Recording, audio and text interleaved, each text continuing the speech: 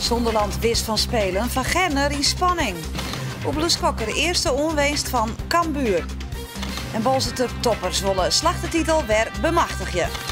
Dit is de sport van Mandy 11 juni.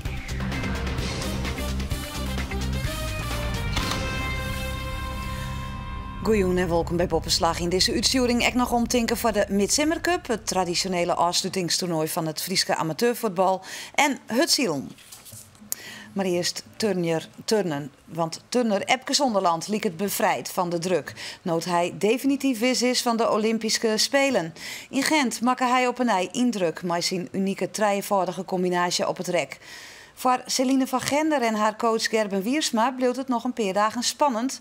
Van Gerner strijd met Wyoming Marcela om een ticket voor de Spelen. Epke Zonderland eert ontspannen en dat is logisch na dit weekend. Voor de tweede keer op Riegen toonde hij zijn drievoudige vlechtcombinatie op het rek. Een genot om naar te zien. Vanuit de hele wereld is er bewondering. Ik denk dat ik een belangrijk factor kan wijzen. Ze proberen de jurysport zo objectief mogelijk te maken, maar dat bedoelt ik natuurlijk een deel subjectief. En als de bewondering ik van de juryleden heeft, dan is het natuurlijk een liefdes voorsprong. Ja, want wat voor gevoel jouwt het dat zo'n oefening slaagt? Ja, die had wel een kick. Want wie zelf ik, hoe moeilijk het is en hoe lang het duurt om dit te kunnen beheersen en op een wedstrijd te kennen van. Dus dat het dan door toch twee keer lukt achter elkaar in de wedstrijd, met ooromstandigheden en ik nog orentoestand merk. Ja, dat jouwt natuurlijk heel veel zelfvertrouwen, maar je kunt een grote kick als dan van de toestel afspringst. Voor de strijd met Jeffrey Wammes om een Olympisch ticket maakt het al niet meer uit.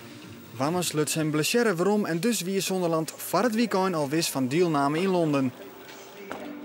Nee, vorige week ik wel vertrouwen in. Ik hier een goede prestatie zal zetten, dus de kans dat hij het inderdaad toch beter zou doen, wie wel heel liet. Nou, en ik heb nou gewoon Charling. Dat moet even, toch? Zeker. Ja. Charling, wat betekent dit voor Heerenveen, voor de turnskwallen? Net van Heerenveen, die had altijd om Epke. Sport is bij ons altijd centraal.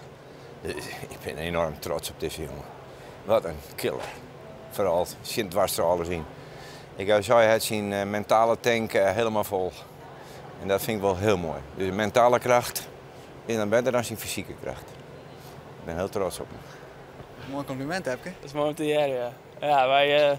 Het klopt wel. Het is gewoon voor deze periode heel belangrijk dat is mentaal inderdaad sterk is en dat is met goede vertrouwen die spelen ingeeft.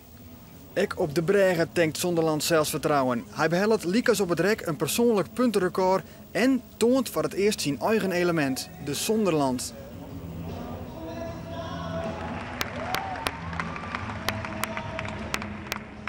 Ja, dat is natuurlijk ook wel bijzonder. Maar op de Olympische Spelen moet ik hem uiteindelijk echt laten zien om hem op naam te krijgen. Dus, maar ja, goed, ik ben heel blij dat het nou in ieder geval eens lukt. En heb ik nog gelukkig nog een periode om het wat stabieler te krijgen. Want een geluksfactor zit er nog wel bij. Ja. Zonderland is dus wis van de Spelen. Voor Celine van Gerner wordt het nog 2 spannende dagen. In een jeder stadium werd Wyoming Marcela onwiest, maar dat werd met succes onvochten. Marcela had boven dat te krijgen met een blessure, wilst Van Gerner haar van haar beste kant zien liet de aankomende weken. Coach Gerben Wiersma hoopt dan ook dat Van Gerner alsnog de varkar krijgt. Ze had het in ieder geval maakt het Hans heel erg lastig. Om het voorgenomen besluit wat zal hier om dat te heroverwegen. En met name de score op Bregen Juster die zit referent onder de tweede plak op de WK, zeg maar, op die score. Tevens in de finale zelf. Dus dat is wel een sterk argument om voor Celine te gaan. Het is misschien lastig te zeggen, maar wat voor gevoel had je erbij? Spannend. Maar de vorige keer toen ging ik naar die voordracht daar en had ik het idee dat Celine gewoon de beste kaart niet had. Toen werd het toch oors. Dus ik heb geen idee ervan. Het is spannend. Woensdag valt de beslissing en het zou dus zomaar wezen kunnen dat Heerenveen 2 turners afvaardigt naar de Spelen. Voor de turnskwallen een geweldige opstekker. Ja, dat is heel bijzonder dat er maar 2, een damesturn en een herenturn uit Nederland gaan en dat ze dan beide uit één club komen. Dat is denk ik heel bijzonder en dat zei ik ook wat van waar we hiermee bezig zijn. Heerenveen is de baas van Nederland op dit moment. Op dit moment qua prestaties in de Wijpkop, ja. Oebele Skokker is van de Mon presenteren als nieuwe speler van sportclub Cambuur. Skokker tekende een contract voor 2 jaar. In Ljouwert komt hij 3 oude bekenden in. Assistent-trainer Henk de Jong, Martijn Barto en Mart Dijkstra hebben alle jaren verliezen bij Harkemasse Boys. De presentatie van Oebele Skokker begint met wat vertraging, want nog net elke nien van de media is onwijzig. Maar dan? Ik hoor de bel. En kan Cambuur het nijs naar boeten brengen. We hebben de nieuwste ontwikkeling bij Cambuur is een voordeurbel. Dus dat jullie er even...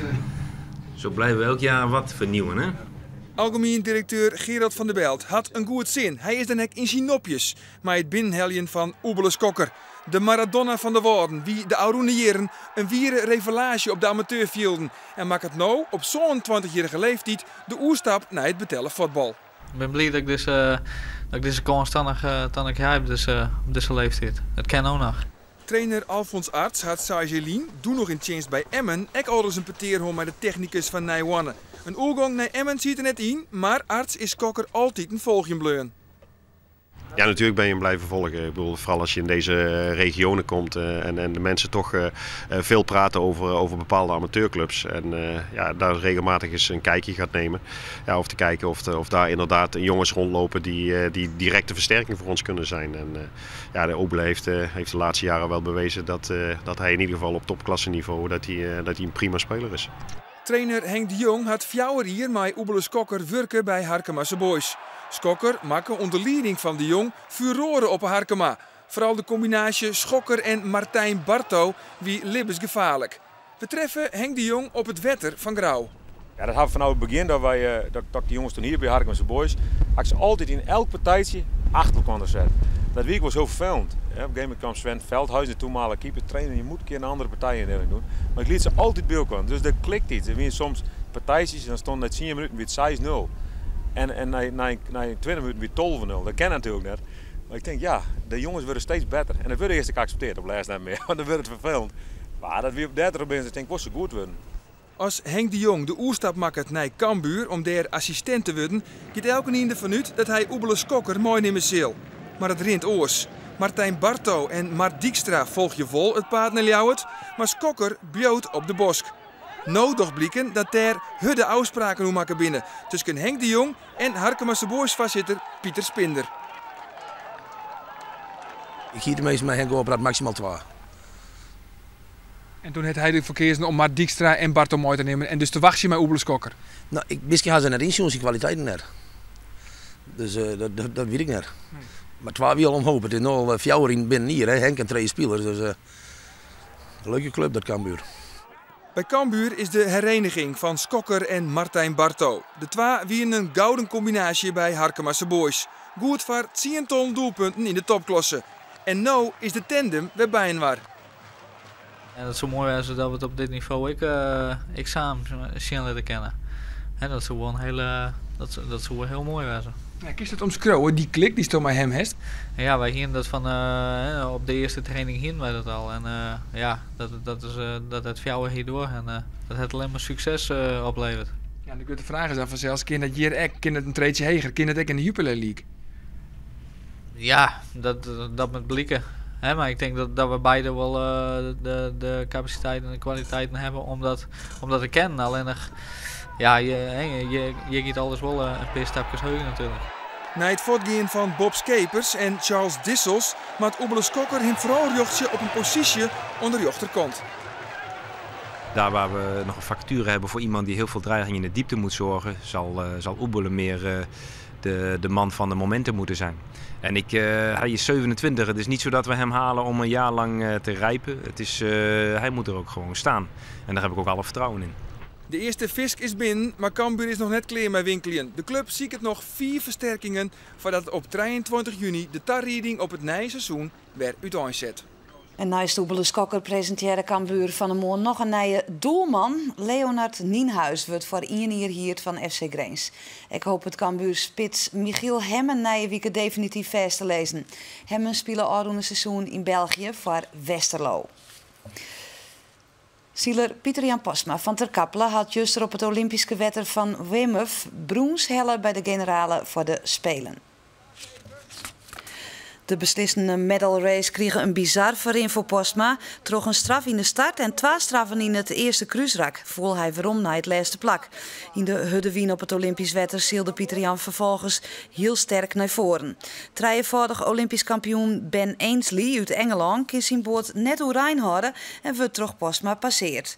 Postma pakt brons, maar is benammen tevreden over de progressie die er maakt. Mijn doel was, we wouden wat aan de downwind werken. En voor de Winterrak waren we nog niet tevreden. Nou, dat kwam er nu wel uit. Dus daar zijn we heel blij mee. Ik bedoel, we zijn hier niet heen gekomen voor resultaten of zo. Het gaat over volgende maand. Dus met de progressie op het downwind is lekker. Ja, daar zijn we blij mee. Nog 49 dagen. Ja, het wordt spannend, het wordt leuk. Het gaat steeds meer leven bij mij ook. En, ik denk, ik heb vertrouwen in het materiaal, dat is lekker. Fysiek is goed. Nu zorgen dat je het scherp bent. En dat is hartstikke lastig. En het doen. Marit Bouwmeester van Watten kwam de roende dagen in actie. Ze eindigen in de laser radiaalklasse als 5e. Voetbal dan weer. In Dronriep waard sneun het amateurvoetbalseizoen traditioneel afsluiten met de Midsummer Cup. En deze 9e editie die een 36 malies en 12 vrouwenteams mee. Lang liep het erop dat deze editie beter de Wien Wetter Cup jette koer, maar middies klert het op, krijgt voor Seizen waard bekend. Hockeyteams hadden een jaar lang Midsummer kampioen nemen maaien. Het is zwier bewolken boven Sportfield de Ring. Het eerst het de hele mannen en eerst in de midden zal het een beetje droeger worden. Toch een beetje een zinvoller voor de organisatie. Nee, wij was vaker wat minder waar, maar dit is wel heel extreem dat het de hele dag zit rijdt. Wat betekent het voor dit toernooi? Nou ja, het betekent dat het natuurlijk al wat moeilijker is. En op zich, het voetbal gaat al wel trouw, maar de omballingen eromheen, dat is net echt juf van het. 36 malies en 12 vrouwenteams meid je dat 48 ploegen spelen om de cup. Waaronder sneurshaardklosser ONS. Ik haal hier van Julian Bos dat het hier hartstikke mooi is. Dus ik denk, dan mag ik maar een keer maar aan. Maar ja, het waar is om te janken. Maar goed, dan maar voor de prijs. Hebben we kans? Tuurlijk hebben we kans. Het is een veld. Dus ja, op zich zou het nog even een overhaal worden. Maar het veld is net goed en het is heel glad. Dus daar zei ik les van. Ze hebben ook behandeld weinig jongetjes, maar we hadden er maar in batsen. In de kwartfinale treft ONS een pittige tegenstander. Leekster Eagles, de titelverdediger van 2011. Maar ONS docht heel behoorlijk mee. Komen zelfs op een traaien in een voorsprong. Maar het is Leekster Eagles wat vanzelfs een creatief team had en die maakt in een paar minuten tijd de stand weer in Liekwicht. Maar het laatste wordt is weer voor ONS. Via Alle de Boer maakt ze de snitsters dienwerk 5 traaien. Nou, de hele finale is reeds bereikt. Ik neem aan dat je me net wij willen zonder beker. Nou ja, goed, luister, als we doorgaan in de pool, dan moeten we ook gewoon de prijs pakken natuurlijk. We willen gewoon eerst worden hier. En in die hele finale treft ONS FVC.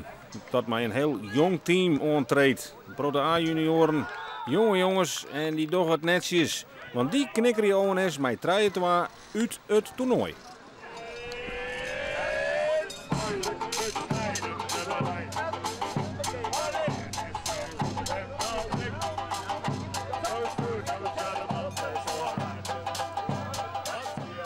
Brengt u eens bij de vrouwensfinale tussen Dragster Boys en Bekwik Dokkum.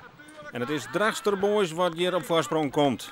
Via strafskoppen hingen ze in de hele finale ONS uitschakelen. En hier binnen ze een maatje te grut voor Bekwik Dokkum. Beide ploegen wonnen al 2 keer de cup. Maar deze keer is Dragster Boys 4 de sterkste. 4-0.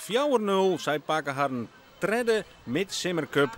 En dan is de organisatie natuurlijk hastig. Want voordat Nederland-Denemarken begint, moet er nog een finale spelen worden.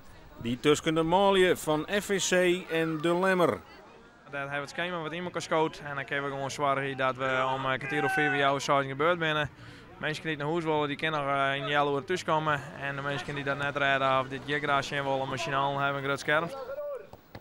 En het is Lemmer wat heel goed uiteenzet in de finale. Want binnen de kortste keren is het 1-0 toch Rick Sliep.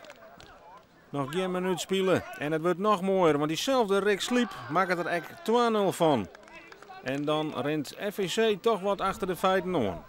Maar de jonge ploeg die komt sterk weer om. Vrije trap van Wesley Tankink 1-2.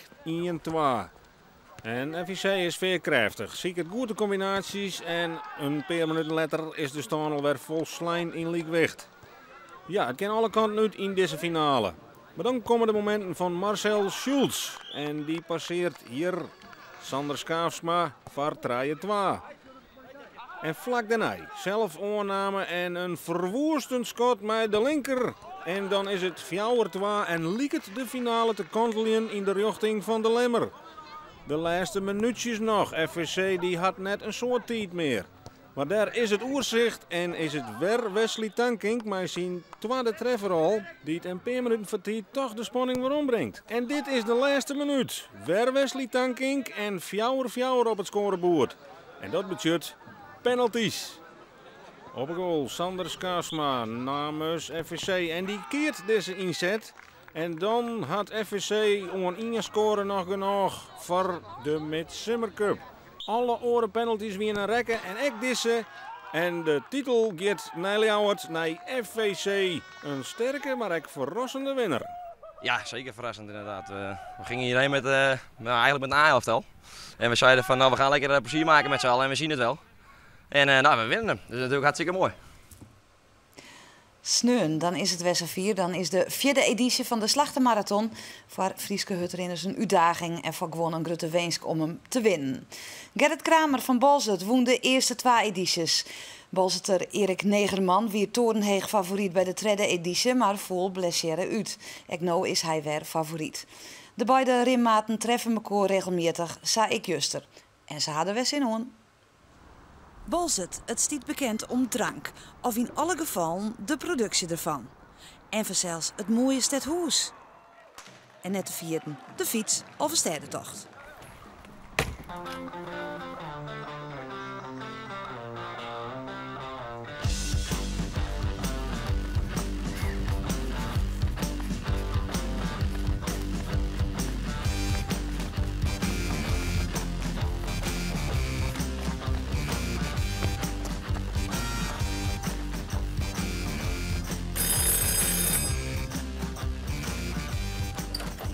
Hey, Erik. Hey, goedemorgen. Zag je in de auto staan? Zullen we even zitten om een rondje te lopen? Ja, laten we maar even een stukje trainen op de slachten, toch? Bij ons?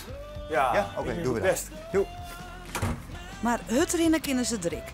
Tenminste, deze 2 Mali.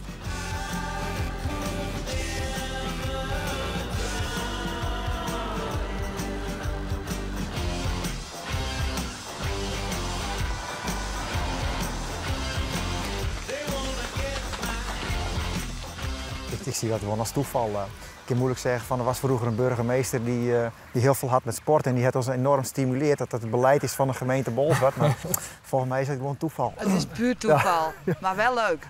Wel heel leuk.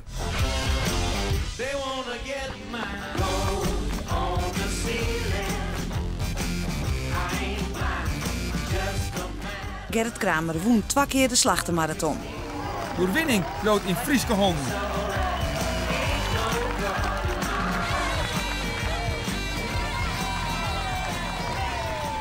Als je die Slachtenmarathon wint, is dat niet alleen bekend bij de hardlopers, bij een beperkt wereld. Maar in heel Friesland denk je van, oh, dat is de man die de Slachtenmarathon won net. Ja. Want na 8 jaar hoor ik dat nog steeds. Ja, van, oh ja, Gerrit Kramer, oh, dan wist toch die man die de Slachtenmarathon ja, 2 won. keer zelfs, toch? Dan wist je helemaal binnen natuurlijk nou. Hè? Je kan in Friesland overal naar binnen zonder te betalen. En, hè? Ja, zeker. Dat scheelt. Ik hou geld over.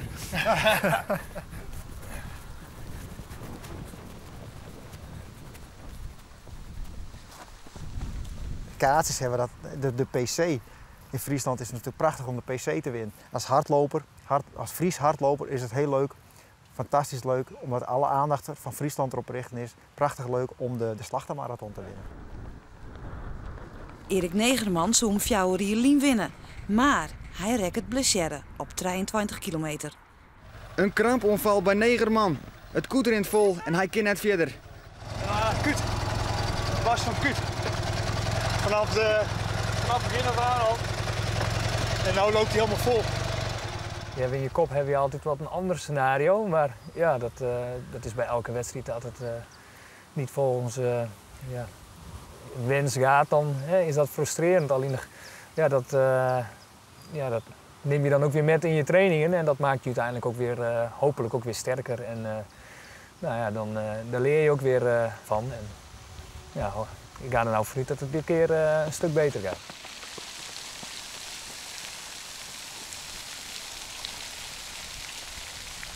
We zitten hier nu in het park. We hebben hier honderden, duizenden rondjes met elkaar draaien. Ja. En ook hier in de omgeving van alle paden hebben we al honderden keren met z'n tweeën lopen. Het advies van het 6:30 starten, is er wat tegen? Ja, ik kom er wel eens om 6:30 af, maar starten om 6:30, dat doen we over het algemeen niet zo heel vaak. Hey. Dat is ook iets wat niet, volgens mij ook niet te trainen valt. Hoe laat sta je dan op? Nou, ik denk dat ik nou maar om 3:30 eraf moet, om het ritme maar even een beetje omgooien. Dan, Ik sta om 3 uur sta ik op. 3 uur? Ja. Weet je. De hele week 10 uur op bed. S'avonds. Oké. Zaterdag om 3 uur opstaan. Even eten. Even een bakje koffie.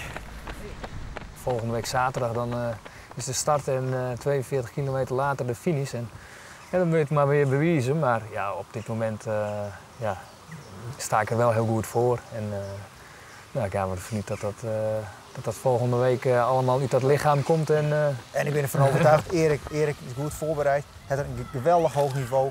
Dus als ik Erik was, zou ik er ontspannen naartoe leven. En als het dan niks tegen zit, dan wint hij hem gewoon.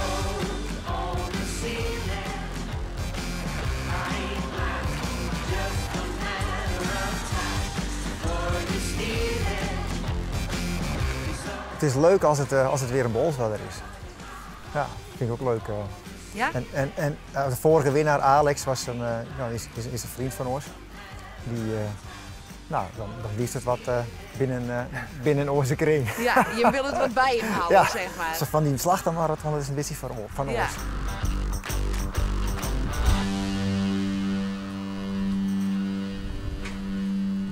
Nu weten we het wat de winnaar van de 4e editie van de Slachtermarathon is. Ons via de sport van deze man die 11 juni tonen ze dan weer er weer, maar een compilatie van de mooiste fragmenten uit de vorige edities van die slachten. En man die weer een reguliere boppenslag. Voor nu wens ik een heel mooie junta. Doeg.